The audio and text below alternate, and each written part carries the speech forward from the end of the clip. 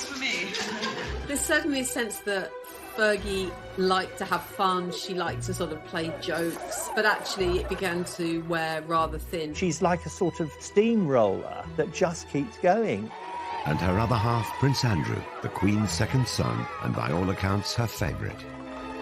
He was the pin-up boy, if you like, of the royal family. He's the one who got the looks, and he was a good-looking young man. Together, they make up the most controversial couple in the royal family. High-profile problems have plagued them. I can't think of a worse thing than coming down to breakfast and find photographs of having your toes sucked seen by your family. Prince Philip was apoplectic and swore that she must never step across the threshold of Balmoral again. They've reeled from one disaster to the next.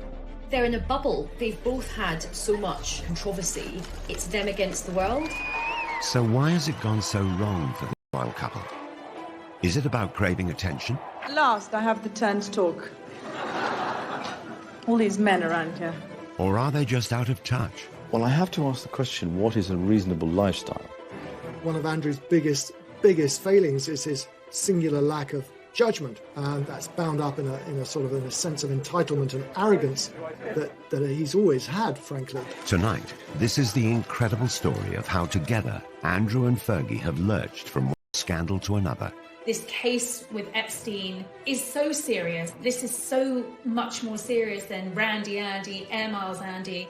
And how throughout it all, they've managed to maintain the closest bond. In a way, she's his wife in everything but name. We go behind the scenes to reveal just why they've made so many mistakes. Andy and Fergie go in a little bit head first, and where you or I might think, that's not a good idea, it just doesn't occur to them. In 1986, Britain enjoyed a royal romance.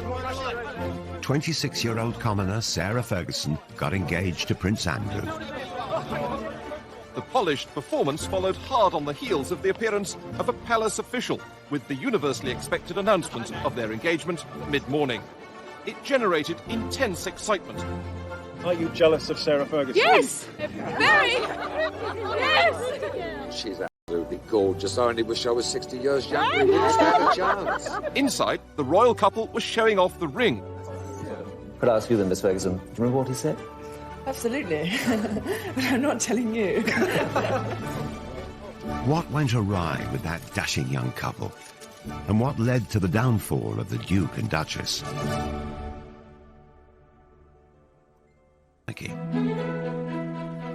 Her father, Major Ron, was polo manager, initially to the Duke of Edinburgh and later Charles. Sarah and Prince Andrew were friends as youngsters. Young Sarah was on the fringes of the royal family, and as children she first came into contact with Prince Andrew. This idyllic childhood was ruptured by the breakup of her parents' marriage. Her mother Susan, a former society beauty, caused a stir when she ran off to Argentina with a dashing polo player. Fergie and her sister Jane stayed with their father. The last big conversation she had with her mother before she went was her mother didn't like her hair. This is a girl of 12, and she really thought for many years her mother had left because her hair wasn't right. If you think your mother doesn't love you, I think you're always panicked by self-doubt. Sarah's father was terrific, but obviously he wasn't a housewife, and he wasn't great at cooking. He did master scrambled eggs, and they would just eat eggs out of a saucepan because he thought, well, what's the point of, dirtying all the plates? After her emotionally difficult teenage years, Fergie moved to London and shared with friends. Will there be an announcement this week? Her flatmate adored her. Sarah Ferguson's flatmate, Caroline Beckworth-Smith, is on holiday in Barbados. Just great fun, really, and interested in lots of things. Fergie threw herself into London life. She went on to have serious relationships. She wasn't the sort of unspoiled young woman that Diana was expected to be as mother of the future king. As Ron Ferguson famously said, of course she's got a past. She's 25, 26 years old. If she hadn't got a past, then there would be some serious questions to ask about. Dated a stockbroker, then lived with a millionaire called Paddy McNally. She enjoyed the jet-set lifestyle in his chalet in Switzerland. She and McNally, who was a widower with 2 young sons, fell in love, and they had a fairly lengthy romance. But McNally was much older, almost 20 years older than Sarah. He was very rich. Fergie likes very rich men and was living a good lifestyle. But I don't believe for a moment there was any question of McNally proposing to Fergie. The romance and lifestyle came to an end. But in 1985, she found her prince. Although Fergie and Andrew had crossed paths in childhood, they'd had very different upbringings. Well, Andrew has a unique place in royals of Queen Victoria's reign. She and Andrew had a very close relationship. He's constantly described as the Queen's favourite son. They are extremely close, and in a way closer than Charles and Anne ever were. He was spoilt, and Andrew was pretty assured of himself. He knew what he wanted, and he made sure that he got it. He had the looks, he had the physique, and you either liked him or you didn't like him. I think a lot of people didn't like him. If some of his fellow pupils didn't like him, the same couldn't be said of women. Prince Andrew had already been christened with a number of nicknames regarding his life. Randy Andy is the best known. The Prince has a practiced eye for the ladies, and his romantic adventures have been well publicised. The gossip columns make no mention of a serious romance at the moment, possibly because the list of temporary romances is so long. Andrew had served as a Navy helicopter pilot during the Falklands War, then later moved to HMS Brazen. His helicopter is a Lynx, which he's nicknamed the Hussy, as in the Brazen Hussy. He was one of the country's most eligible bachelors. Here was our hero wartime prince who came back from the Falklands, dashing and handsome with a rose clenched between his teeth. He was incredibly good-looking in his youth, and he was very popular with women, and he had an eye for women. The organisers of the sports display hadn't forgotten the prince's reputation with the girls. 12 of the most shapely danced before him, and the prince's face said the rest. Prince Andrew had had a rather checkered love life. He'd been in a relationship for a long time with Koo Stark, the American actress. Koo was an absolutely beautiful young woman, very much in love with Andrew, but she wasn't going to fit the bill for a royal bride. Although there had been rumours of marriage, the couple split. He was 26, he was at an age where the Queen really wanted to see him start thinking about settling down, and Sarah came into his life at just the right time. In 1985, Fergie appeared on the dashing prince's horizon, and the matchmaker was none other than Princess Diana. Diana and Fergie had met when they were younger, and Diana actually wanted Fergie to be her lady-in-waiting, but she was turned down, as she said, by the men in grey. So Diana thought, OK, I will get my own back. Ascot was coming around. Diana suggested that Fergie join the royal party, and Andrew met her, and they clicked right away. It was a fast match, a pretty quick romance. It was clear they would not be a traditional royal couple. Sarah and Andrew fed each other what the Queen and other members of the royal family made of it, but it was something that they plainly both remembered because it was brought up in their engagement interview some nine months later. We were made to sit next door to each other at lunch at Ascot. Yes, and you made me eat chocolate profiteroles, which I didn't want to eat at all. I then didn't have him, so I got hit. Then Very it started hard. from there. I think that's probably where it... I was meant to be on a diet. They were both keen to set the date for a royal wedding. I would very much like it to be in the summer. And so would Sarah. Sarah more so. Because I think that... Get on with it. Get on with it and get it out of the way. She was often contrasted with Diana, and in those early days, Sarah came out of the contrast rather well, because Diana was seen as rather pale and wilting, you know, this delicate flower, whereas Fergie was robust like the wife of Bath. How did they look to you on TV? Oh, smashing. Really relaxed. I think they did really well. I hope it goes as well as they did for Di and Charles. Sarah Ferguson was going to be a Navy wife, and as she was from a military family background, it seemed a perfect match. The Queen approved of her favourite son's choice of bride. Westminster Abbey, the focus attention tomorrow, and where today the more intrepid spectators have already staked out their patches to get a good view. On a hot July day in 1986, the country celebrated.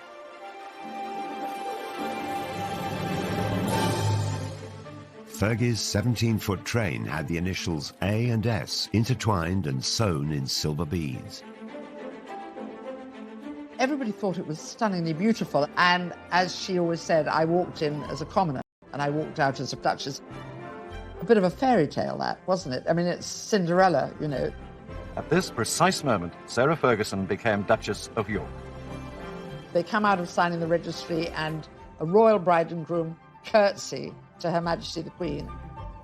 A lot of brides have been quite sombre at that moment. Fergie's giving a big smile to the Queen, and the Queen, I think, is smiling right back. So there's that feeling this is going to be fun. Even on her big day, it was clear that the new bride was going to create waves. Sarah later revealed that she'd been asked not to kiss Andrew on the balcony at Buckingham Palace, and I think perhaps in a hint of her rebellious nature, Sarah's attitude was, well, here I am, hundreds of thousands of people in front of us here. I've got my prince, I'm going to kiss him. And she did. Others were not as impressed by the displays of exuberance. I was commentating at the time at the wedding, and when they went behind the altar screen to go and sign the registry, they were larking about a bit, and I said to my co-commentator, that's a marriage that's not going to last. Press and public adored the new, fun, unfussy couple, especially the all-action Duchess. I think that their brand and their image was really positive. Creating a positive impression enables you to kind of influence and effectively manage your reputation. The newest arrival typifies the greater freedom of the young royals, becoming the first royal duchess to get a pilot's license, complete with very un-Biggles-style hair grips. I was absolutely in love with Sarah Ferguson as a wee girl. I thought she was just so refreshing. I think they had this amazing honeymoon period. They really were the golden couple, and she was really seen as a genuine breath of fresh air. The Yorks weren't just a hit at home. The following year, the couple embarked on a 25-day tour of Canada. Their tour of Canada went extremely well. There were tens of thousands of people pouring out wherever they went. They wanted to see the new bride, they wanted to see the new bridegroom. It was a terrific tour, that tour to Canada, 1987. I was on it, actually, and it was a great privilege to be there. They were hugely popular. They were enthusiastic. I think that's what the public reacted to. They weren't there just to cut the ribbons at the opening of things and say, how nice to meet you and have you come far, but actually engage with people. I could not go through a whole tour, letting my darling husband of a year and a day do all the public speaking. So we agreed, for once, that I should have the last word tonight. The Yorks were like no other royal couple before, more relaxed and far less serious. You make us feel so at home here. And I'm just a little bit sad that number 99 of the Edmonton Oil isn't here to meet me tonight. But the fun times did not last long. Stormy waters soon appeared for the Navy wife and the handsome prince. She was a very passionate woman, and, you know, within months, weeks of marrying, she found her husband was away all the time.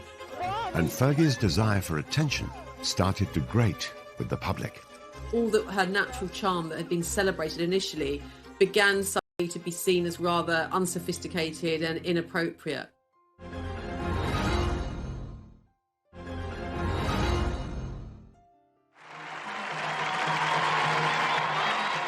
After marriage, Fergie embraced her new life with gusto.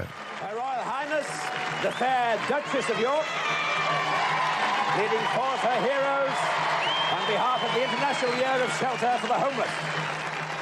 In 1987, she took part in the now infamous It's a Royal Knockout.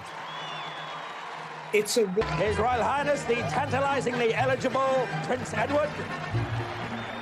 It was younger members of the royal family actually making fools of themselves, and it was bad television. It was bad for the royal family. A one-off charity event organised by Prince Edward, it was hosted on the lakeside lawn at Alton Towers. Fergie and Andrew had their own team. Basically, we're the best. We're the best blue bandits there are. And they were with, I remember, Pamela Stevenson, who was a big comedy actress at the time. And it was just crazy. They were rushing all over the place in these sort of medieval costumes, and Fergie was really over the top, sort of shouting and yelling. It was just very, very undignified. Okay, it's Meatloaf's coming in. That really was the beginning of the time, I think, when the public began to question Fergie and what she was getting out of royalty rather than what she was putting into it. Like many others of the time, she was mocked mercilessly on the satirical puppet show Spitting Image. Oh, do get a move on, Lurgy, you old slag. It's been well over an hour. I know, sausage, but I'm putting on my makeup. They very much heightened some of the tropes about her. So, you know, they made her hair very, very red, and they really accentuated her freckles. And they also, rather cruelly, made a big issue about her weight. Get your royal T-shirts here. 4 sizes, small, medium, large and Fergie. If you're Sarah Ferguson watching that, you are going to feel a sting of pain. Come on then, come on, lads. The Duchess was struggling to adjust to her new royal life. She was vulnerable, and it didn't help that there were cruel comparisons in the press to her elegant and beautiful sister-in-law, Diana. Sarah's always had a weight problem. It goes up and down with monotonous regularity, and the media always drawing comparisons between Fergie and Diana. Diana looking very sort of slim, beautiful. Fergie not looking so slim, not looking so beautiful. Very difficult and very unfair. As the media coverage turned negative, Fergie found herself getting flack from all sides. She came in for some criticism for liking the product too much. This barrel's for me. Come on, baby. The honeymoon was over. Royal Yacht Britannia, Royal Yacht Britannia. We wish to welcome you to the port of Long Beach, Los Angeles, on behalf of the entire group here. In 1988, the couple visited California. Hollywood loved them. Your Royal Highness. But the UK press didn't. The previous Canadian tour had been a triumph, but this trip was branded tacky and excessive. They felt she was trying just a bit too hard. The USA tour was really still the same Sarah and still the same Andrew, but there was a slightly brash thing. I mean, I remember she was wearing an outfit one day and she said, check the back of the hair. On the tour of America, she was too loud. She was perceived as being not what a royal should be. And I think the damage done on that tour to her reputation dogged her ever since. Cream cakes and I don't see eye to eye. Really? I'm savoury. And sausages. Oh, sausages? Yeah, The Duke and Duchess were 20 minutes late because when they left the yacht, the Duchess's hat blew off. And on this day, the hat was particularly important. Again, Fergie's confidence and lack of inhibition of protocol made headlines. At last, I have the turn to talk. She confidently dealt with a heckler. All these men around here. There was one occasion at a dinner, there was one particular senator, and he'd probably had one too many drinks, and he kept on calling out, "We love you, Fergie, we love you, Fergie. Love you! And she just sort of retorted. I'll see you later. The British media thought it was the wrong thing to do. It was the wrong sort of reaction. I think she handled it particularly well. What is it? If Sarah Ferguson's quip didn't win over the stuffy press, then her over-familiarity with them didn't help her cause either. At a swish reception, she divulged intimate details about her clothes. For that tour, she was head to toe in French couture, and joked to the press there that she was wearing Marks and Spencer's knickers. This is not what you're expecting the Duchess of York to say. And remember, the previous Duchess of York had been the Queen Mother. So you're talking about a changing view of the royal family. You're talking about the country changing. They want them to be up on a pedestal, but then when they say something like that, they think, oh, you've slipped down from the pedestal. Back home, the continuing attention-seeking gaffes didn't go down well, and the press began to worry Fergie was somehow leading Diana astray. They certainly That Fergie liked to have fun, she liked to sort of play jokes, but actually it began to wear rather thin, and she was seen increasingly as a bad, unsophisticated influence on Diana and Prince Andrew, and something of a loose cannon. The Royal Duchess and Princess Diana were caught larking around at the races. There was an iconic picture of them at Ass behind. It was a great shot. But I think, obviously, that was another opportunity to say, you know, she was a bad influence on Diana, which it actually really wasn't true. Never learn, do you? Fergie had a love of foreign holidays, particularly skiing. She's renowned as the finest skier in the royal family, and today only the best amongst her party could keep close to her. Can't get any closer, we'll fall over. Hang on a minute, we're just doing this thing. In Switzerland, the two royal couples posed for the press. Again, it looked like the Duchess was a poor influence on Diana. They were on a slope of a mountain, and I think, and it was snowing, and Diana was slipping a bit, and then Diana and Fergie slipped into each other, sort of on purpose. Oh, these pictures you've got. They were really larking about, and they were just wonderful pictures. Did you get that? And then Charles got annoyed because he thought it was undignified. That came back to haunt Fergie, those photographs. It wasn't all bad press. So have you managed to name your baby yet? No names. Was it quite an ordeal yesterday? It was a long time, wasn't it? It was a long time, but she came through it very, very well. You looked very worried earlier in the day, sir.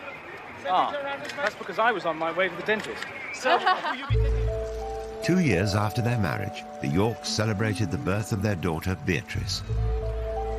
Eugenie followed 2 years later. God save the Queen!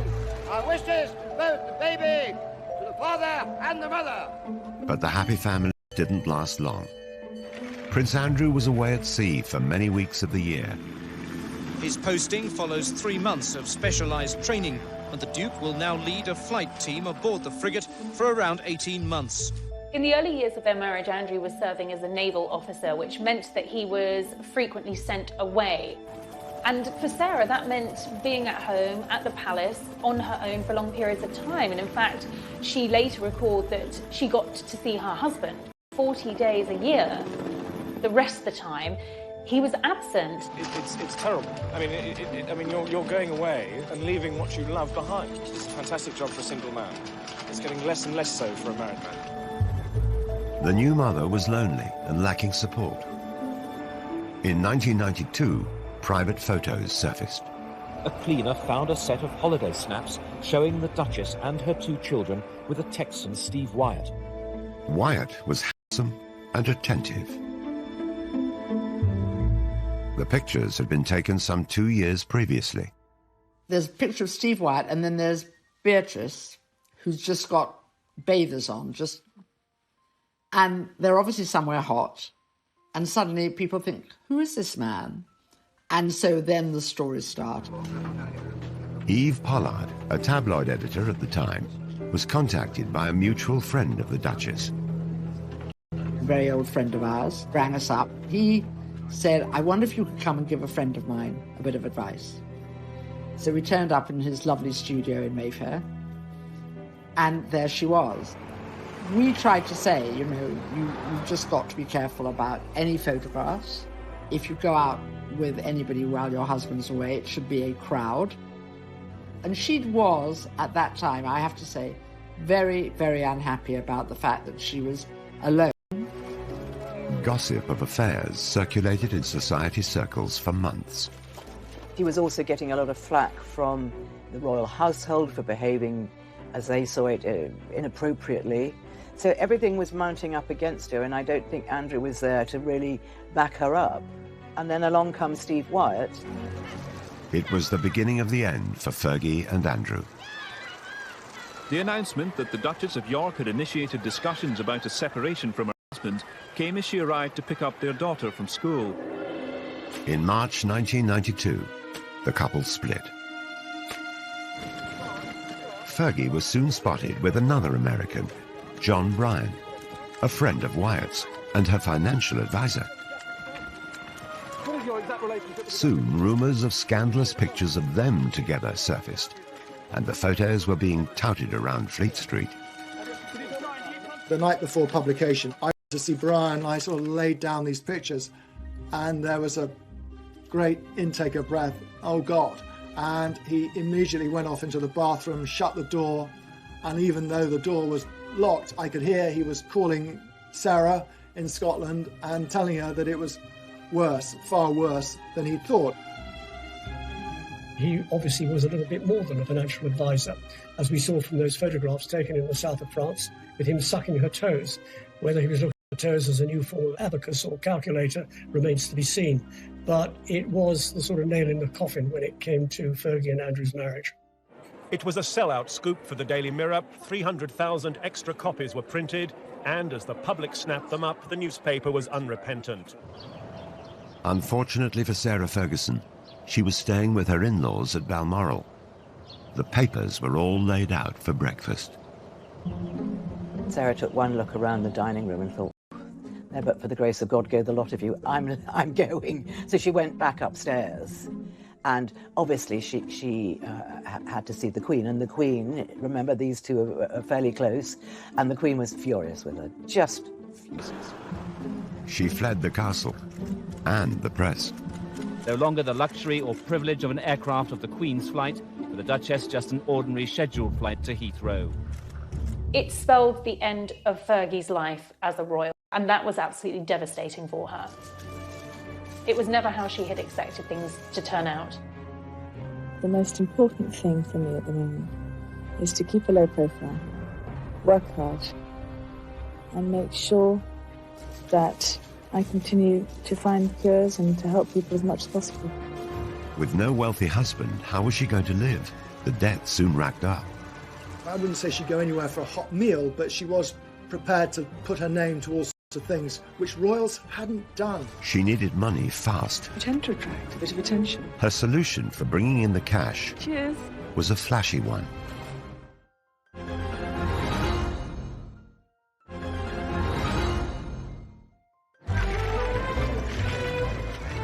The Duke and Duchess of York announced their divorce in May 1996. By August that year, Sarah Ferguson was no longer able to use the title Her Royal Highness.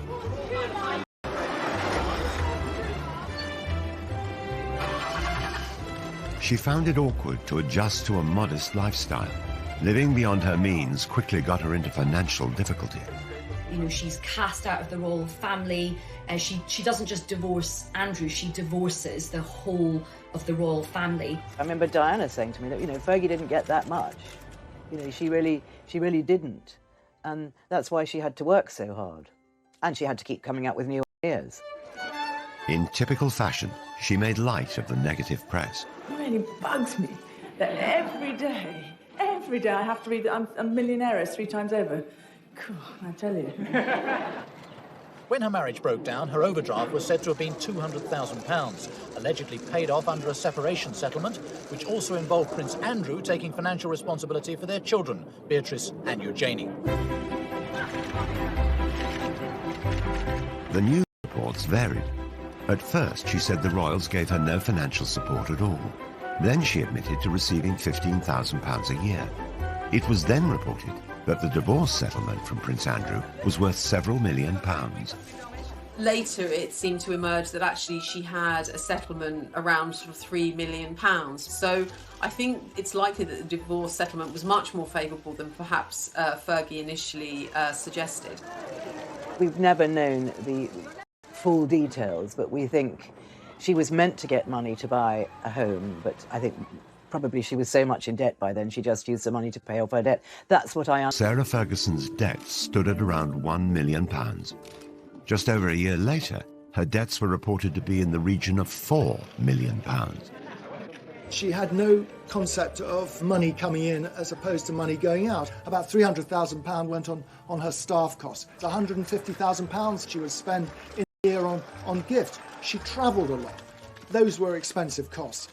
The simple fact was that she spent more than she had, and she rapidly got into serious debt. I think that's the story of her life, really. She just is a very free spender and very, very generous. But if you're like that, you know, you do get into financial trouble unless you're earning millions all the time. Sarah did have money problems. That was well advertised everywhere, and she wasn't ashamed of that. You know, She got up out of bed and thought, right, I've got to make some money here. Fergie tried to earn a living. She knew she had cachet as a former royal. She also knew the best place to sell herself. She attempted to rebrand herself in the United States. I'm so unconventional that instead of serving tea, I serve ocean spray ground apple juice drink. She made this series of cranberry juice commercials for American TV and is said to have pocketed $500,000. It has a distinctive taste that gives you a real zing. No wonder you Americans threw that tea into the harbour.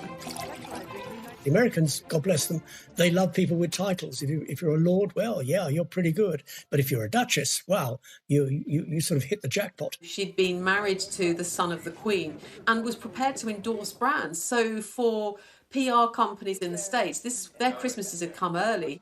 They saw her as this really feisty pioneer woman. You know, she was really brave to carry on and go and make her own money. They loved that. Sarah Ferguson also teamed up with Weight Watchers, which was publicised through another set of glamorous TV commercials. It's the hardest thing in the world, staying on a diet. While no one knows what Fergie earned, during their 11-year association, she lost 50 pounds in weight. I think it probably connected with a lot of women because when you're a princess or a commoner, we know how painful it is when people make cruel jibes about our appearance. Fergie also signed endorsement deals with cosmetic companies and makers of fine tableware. She was a spokesperson for Waterford, you know, china and ceramics. She was a spokesperson for Avon makeup. Brands wanted access to Sarah's royal connections and the kudos that would bring to their brands. So she was hot ticket. She was really in demand. Fergie was a success in America. She was a duchess in debt, but tomorrow Sarah Ferguson will announce she's close to paying off her overdraft with Coutts Bank, around £4 million of it. Then, in 1998, Fergie landed a plum guest role in one of America's most successful sitcoms, Friends. The fourth season finale of the worldwide TV show was watched by 20 million viewers in America and nearly 7 million in the UK.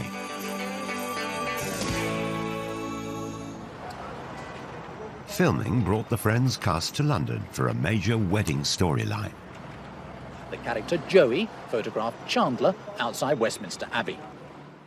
Then who should turn up among the stars but the Duchess of York? They may call it a bit part in the business, but she could have been paid as much as £900 for an hour's performance. Jay says you don't really like his hat, but I think it's kind of dashing. The fact that Sarah famously appeared as herself on an episode of US TV sitcom Friends, I think was a key positive moment for her. Appearing on the episode of Friends for some people would be the ultimate kind of cult appearance, and I'm sure her daughters thought it was amazing. Fergie, baby! But, this was not becoming of a former royal princess to appear on, an American sitcom. Of course, really, if she'd had any kind of royal status, she certainly wouldn't have been allowed to have performed in Friends. I think actually out of all the TV projects that she did, the British public warmed to her for doing this one. This wasn't hugely embarrassing. Even so, Fergie had profited from her royal status. The royals put their names to organisations and charities. Sarah was using it to make money, which upset the royals terribly. Making money from her royal status was one thing, but Fergie went a step further and cashed in on the story of her royal private life. The fact that she went out into the commercial world, as long as she wasn't besmirching the royal family, wasn't trading on secrets and telling stories out of school, that they had to live with it. But as soon as you start sort of saying things that patently aren't true, then that is upsetting. Sarah Ferguson published her autobiography, My Story, in 1996. She told the world that she'd been made to feel unwelcome in Buckingham Palace and revealed secrets about the breakdown of her marriage to Prince Andrew. The Queen is said to have been particularly displeased, as is Princess Margaret and Prince Philip. So the real big guns in the royal family are really, really upset by all of this. A new book meant a promotional tour, and Fergie was back off to America. You're sitting in the palace and you felt a sense of hatred for yourself. That doesn't compute in our Princess Cinderella Duchess mind. You understand? Okay, so that is the fairy tale. It is the fairy tale. But then comes the realism that you actually you didn't marry to get the fairy tale. You married a man. You fell in love and you married the man, and then you've got to come to terms with the fairy tale. Now, there was a certain amount of sympathy for her in the United States. Poor Fergie, whinging about how she was badly treated at Buckingham Palace, which is a bit rich, but Buckingham Palace weren't going to react to that. So when you moved into the palace, were you surprised? I mean, the way you described as you describe it in the book, I'm thinking it's a little dark room down the hall at Buckingham Palace. Yes, it's on the second floor. It's all burgundy and very dark. And the light bulbs are only 30 amps, so they don't put any light. Not only was she cashing in on her own royal status, she was lifting the lid on being inside the royal family, letting the public in, and that's a big no-no. Despite selling her royal secrets, Fergie remained on good terms with Prince Andrew. His active service in the Navy was coming to an end, and a new, controversial chapter in his life was about to start. Since 1997, he's worked in London for the Navy's diplomacy unit. Now that he's on Civvy Street, Andrew is going to be a roving ambassador promoting British trade overseas. Fergie's ongoing quest to make money played out in the media. But there were more PR disasters on the horizon, and this time, a scandal of epic proportions. She'd done something very, very stupid. I think she really had to lay her soul bare in order to sort of exonerate herself from what she'd done.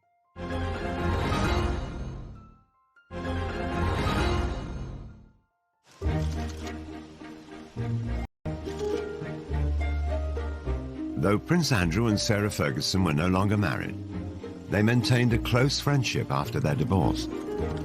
They always stayed friends, which is, I know people don't get it and say, how is this? This is very unusual, and it is rare, but it's a very special relationship, and they get on extraordinarily well. They have the same sense of humour. In 2008, Fergie moved in to share Andrew's home, the Royal Lodge in Windsor. Their friendship has intrigued royal watchers. They're the couple who, they might not have the label of being husband and wife, but they're definitely kind of soulmates, I think. Soulmates, whose friendship brought its own problems. The next disaster to hit would rock not only Andrew and Fergie, but the whole royal family. He kept saying he wanted to meet Prince Andrew, and he would pay her $500,000 if she could fix that. Posing as an Arab businessman, Mahmoud had played out hundreds of undercover stings on high-profile personalities since the early 90s. Victims were cajoled into making embarrassing confessions or trading illegal substances. The fake sheikh operations were often criticized as entrapment. He would do these meetings at the Savoy, the Dorchester, all these glitzy places. And, so many celebrities and other royals got stung by him. Fergie was likely targeted because of her well-publicized money problems and her friendship with her ex-husband. By 2010, Prince Andrew had retired from his successful naval career and had a new role as a special trade envoy for Britain. Okay, of course. So you 500,000 in... Yeah, but that's in wire transfer. That has to be wire transfer, I mean, obviously. The News of the World set up a sting to secretly record Fergie. Despite the grainy and low-quality footage, she can be heard offering access to Prince Andrew. It's £500,000 when you can, to me, open doors. Big Prince Andrew? Yeah. Is that a deal? Yeah. What she was proposing and what she was saying she could do, and using Prince Andrew basically to shake down some money from a man who she thought was a very rich foreign investor, but in fact was an undercover journalist. It's one thing to be, trading off the fact or the fact that you had once been a member of the royal family, but what is not really appropriate is the fact that you're no longer a member of the royal family, that your ex-husband has a sort of governmental ambassadorial role, and you're offering access for huge amounts of cash. Prince Andrew knew absolutely nothing about what was going on. This is something that Fergie had arranged all by herself and was going to present it as a fait accompli. But, you don't sell a member of the royal family for cash. But the fake sheikh had caught far worse on camera. After agreeing she would be paid a £500,000 fee by wire transfer, Fergie was seen accepting a cash deposit of just under £30,000. She left the ill-fated rendezvous with the suitcase containing the cash. She'll give it back, but her reputation is in tatters. When you looked at it, she was obviously distressed, she was smoking, she was drinking, and he was there with this sort of suitcase of money. I think out of all of the embarrassing deals, this was the most serious. Andrew had no option but to completely distance himself from this. It was very embarrassing for the royal family. In 2016, the fake sheikh was himself exposed as a law for evidence. Did you lie to get a front-page headline? What do you say to that, Mr. Mahmood? What's your reaction? Mahmoud was convicted and sentenced to 15 months in prison. But his sting on Fergie had done its damage. She apologised to the Queen, she apologised to Prince Andrew, and she's got this extraordinary ability to bounce back. And she did bounce back. Prince Andrew, stood by her, and it was Andrew who sort of came to the rescue and set up a programme whereby Fergie could repay some of the debts, and that's how Fergie got through that episode. Fergie made a public apology. Fergie had to try and defend herself, and in typical Fergie fashion, she went onto the networks to do it. She went onto the Oprah Winfrey Show and reflected with Oprah on what had happened. They watched a playback of the entire fake sheikh video before Fergie made dramatic revelations about her state of mind. Because I was in the gutter at that moment. So I know exactly, I'm very aware of the fact that I'd been drinking, that I was not in my right place. People love Oprah, and I believe that by speaking to Oprah, Sarah felt that it could have a positive impact on her. She really had to lay her soul bare in order to sort of exonerate herself from what she'd done. And it was extraordinary that she did it. It was a very, very brave thing to do. But then she'd done something very, very stupid. It was kind of like the ultimate collision of a royal and reality television. So, of course, people loved it in America. You have to respect her for that, because that really takes guts to be able to do that. I think I'm authentically myself sitting here right now, and I'm going to give it a good shot. Somehow or other, she managed to turn the tables. I don't think she meant it to be, but it turned out to be an absolute masterstroke. In the years following the fake sheikh scandal, Sarah Ferguson claimed she'd lost around £40 million worth of earnings from cancelled celebrity engagements because her reputation was so damaged. She started legal proceedings against the owners of the News of the World, but it's reported that after 3 years, she abandoned her case in 2019. It's unfortunate that she was caught in a sting, but not the first one to be caught in a sting, and certainly probably won't be the last one.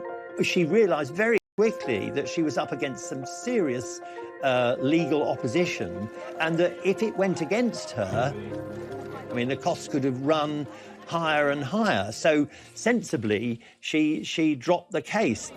Ferguson was still close to Prince Andrew, each still supportive of the other. They were so close that some royal watchers believe a reunion could be on the cards. I think Sarah and Andrew are together as a couple. I just don't think they could be apart from each other. And I do see them getting married again. I really do.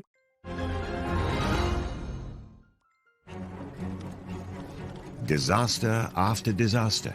But remarkably, Andrew and Fergie remained close. It has to be the most extraordinary relationship that there's ever been of a member of the royal family. Andrew and Sarah married in 1986, split up in 1992, were divorced in 1996, and yet have remained together happily ever after. Sarah refers to Andrew as her bestest friend, her knight in shining armour. Andrew and I speak every day, and it's very important that we do keep that huge friendship. They may have divorced 24 years ago, but the pair still live together. They have their holidays together. They have a home they bought together in Switzerland, a skiing lodge, and in fact, they now spend most of their time together.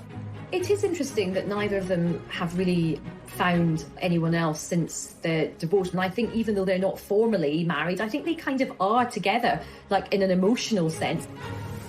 Their intertwined lives have raised many questions about their relationship. There are constant rumours and endless speculation about the possibility of them one day remarrying. And I think largely fuelled by the pair of them speaking so openly and fondly about each other.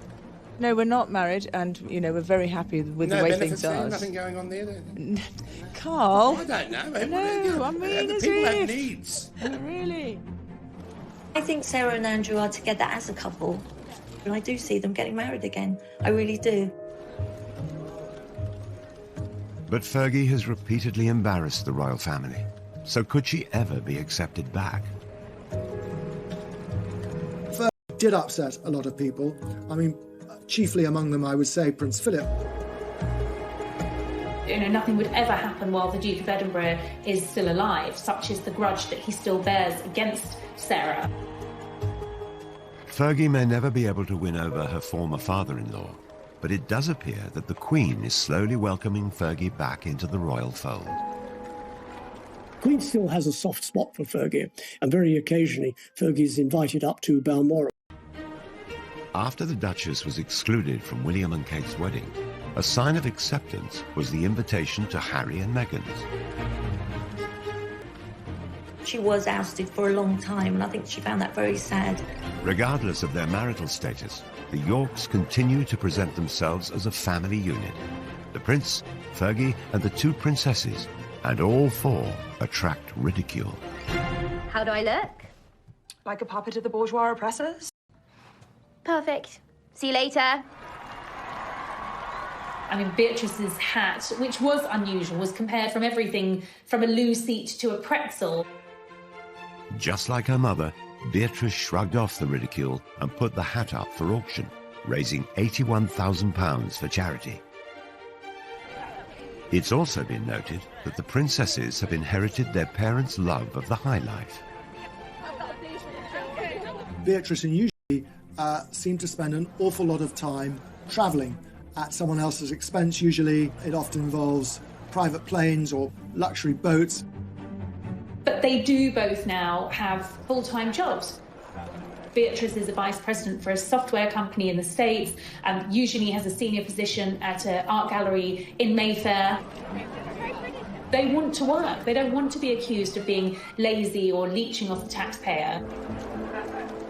Fergie and her daughters sought the attention. Prince Andrew, on the other hand, had grown up to simply expect it. He was a prince and wanted to be treated like one. On leaving the Navy in 2001, Prince Andrew took on a new role. He was given a pretty plum role. He was made a special representative for trade and investment, which essentially saw him travelling around the world representing Britain. At the beginning, it was all going very, very well. And people were quite interested all over the world, meeting the Queen's son. Where he fell down is that at the end of the day, when work was over, he went off to play. But you don't play at the taxpayer's expense. It was noted that his trips abroad, supposedly on government business, seemed to go via ski slopes, top golf courses, and other exotic locations. He wasn't called Air Miles Andy for nothing. You know, this is the man who saw fit to take a helicopter ride from Windsor to Kent to play golf at a cost of £5,000 to the taxpayers. The Duke's travel expenses were £4 million during his decade in the role, and his security costs another £10 million. What is an extravagant lifestyle? Travelling by private jet, using helicopters when you could take a train. But it is again, it is the maximisation of my time for the best value for money, and that's the way that... Terrible publicity for the Yorks. Once again, they appeared to shame the royal family. He can't sort of, like his wife, he can't step outside himself and say, how does this look? It did seem to become a little convoluted between what was for Britain and what was for Andrew. Prince Andrew was plagued with controversy. 2007, the Duke and Duchess of York's marital home, Sunninghill Park, was sold. It had been a gift from the Queen, and the unusual circumstances surrounding the sale prompted further criticism about Andrew's business dealings. When their marriage broke down and it came to selling the house, it took a long, long time, and Andrew was desperate to sell it because he needed the money. I think it had been on the market for several years. Quite remarkably, he managed to sell it to a Kazakh billionaire who not only bought it, but bought it for £3 million over the asking price. The buyer was the son-in-law of the former Kazakh president. He paid £15 million for the property, despite then apparently leaving it empty for 8 years. Not a brick of it remains to this day. It was bulldozed to the ground. It was later reported that Andrew had tried to help the Kazakh oligarch become a client of Coutts, the bank used by the royal family. And the controversy kept on coming. It appeared that the prince simply didn't care what people thought. From his meetings with Colonel Gaddafi's son to holidays with a convicted Libyan gun smuggler. He seems to delight in these relationships, and it's said it's because he's very much drawn to power and wealth. But one of Andrew's friendships would prove more damaging than them all. I mean, this is so much more serious than Randy Andy, Air Miles Andy. And this is a criminal case.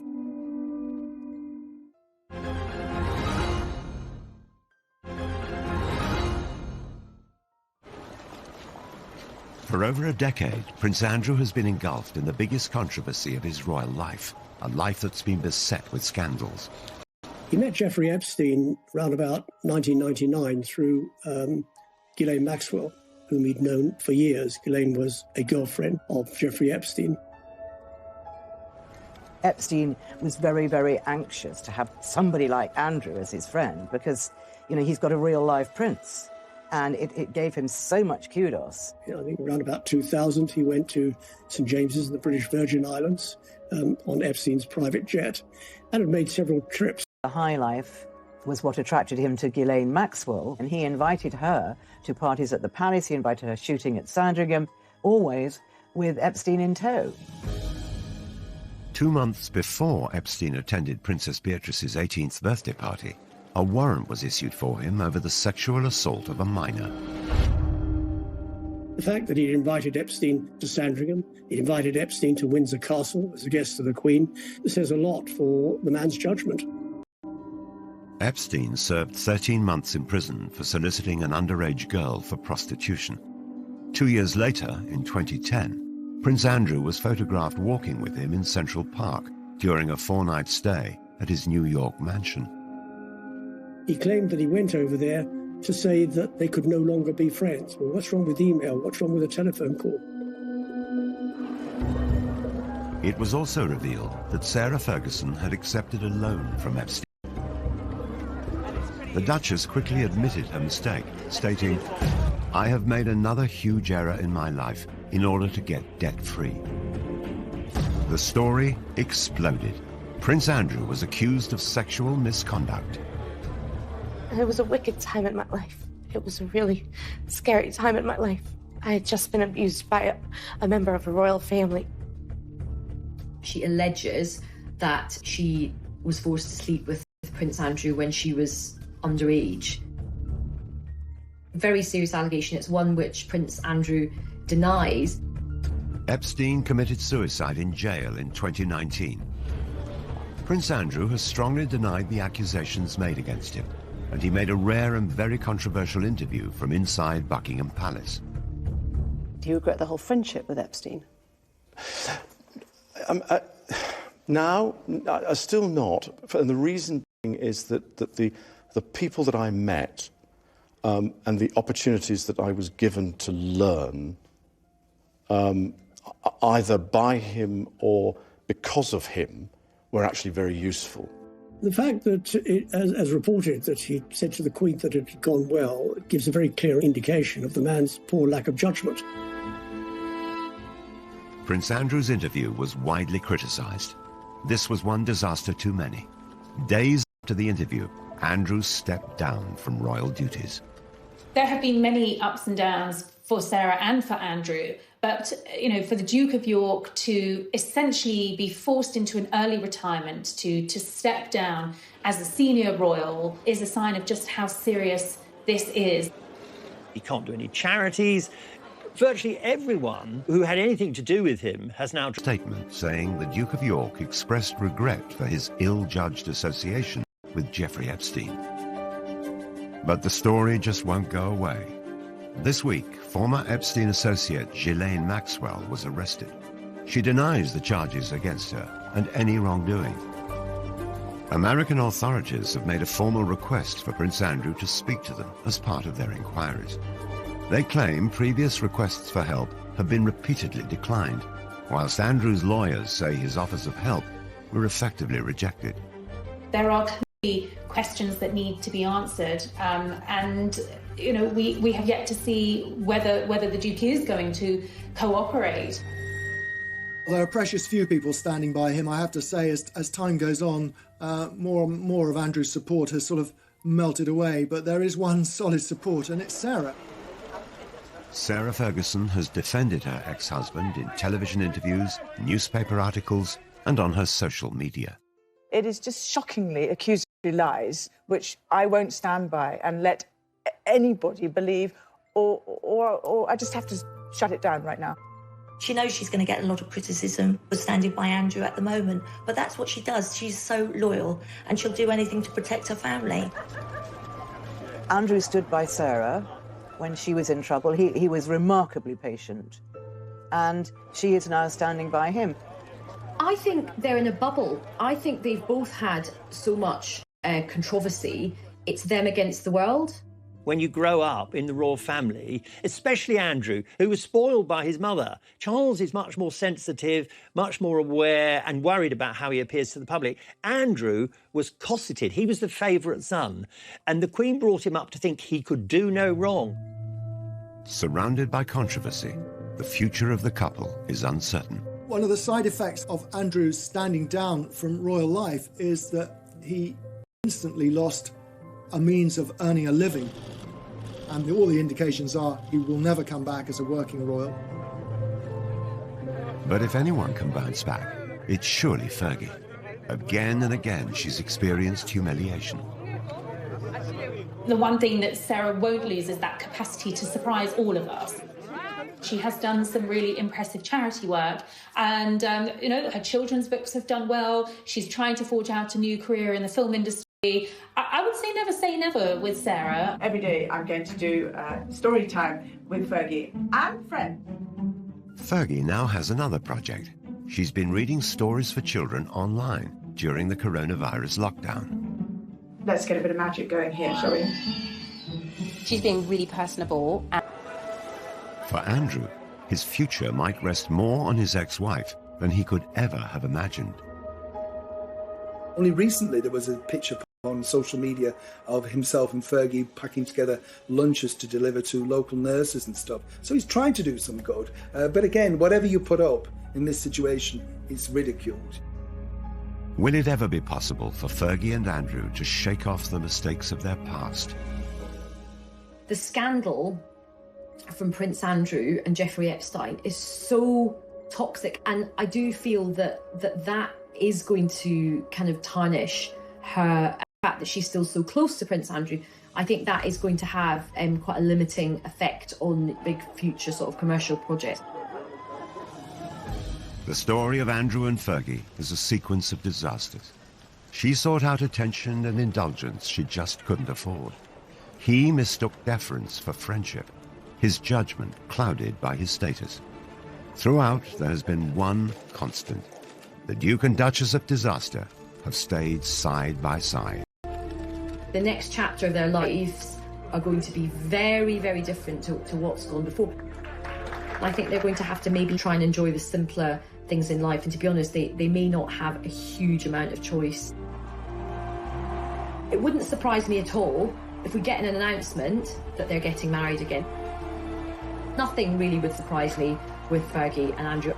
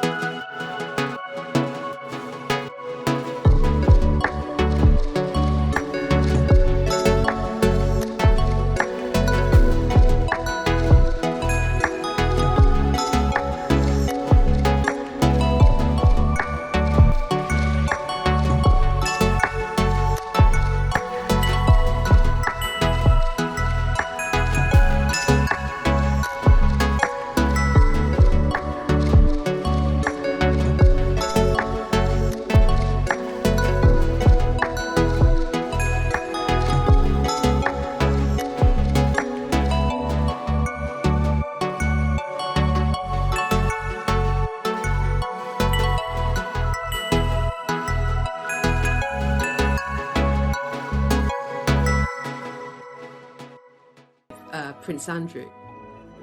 This idyllic childhood was ruptured by the breakup of her parents' marriage. Her mother, Susan, a former society beauty, caused a stir when she ran off to Argentina with a dashing polo player. Fergie and her sister Jane stayed with their father. The last big conversation she had with her mother before she went was her mother didn't like her hair. This is a girl of 12. And she really thought for many years her mother had left because her hair wasn't right. If you think your mother doesn't love you, I think you're always panicked by self-doubt. Sarah's father was terrific, but obviously he wasn't a housewife, and he wasn't great at cooking. He did master scrambled eggs, and they would just eat eggs out of a saucepan because he thought, well, what's the point of, dirtying all the plates? After her emotionally difficult teenage years, Fergie moved to London and shared with friends. Her flatmate adored her. Sarah Ferguson's flatmate, Caroline Beckworth-Smith, is on holiday in Barbados. Just great fun, really, and interested in lots of things. Fergie threw herself into London life. She went on to have serious relationships. She wasn't the sort of unspoiled young woman that Diana was expected to be as mother of the future king. As Ron Ferguson famously said, of course she's got a past. She's 25, 26 years old. If she hadn't got a past, then there would be some serious questions to ask about. Dated a stockbroker, then lived with a millionaire called Paddy McNally. She enjoyed the jet set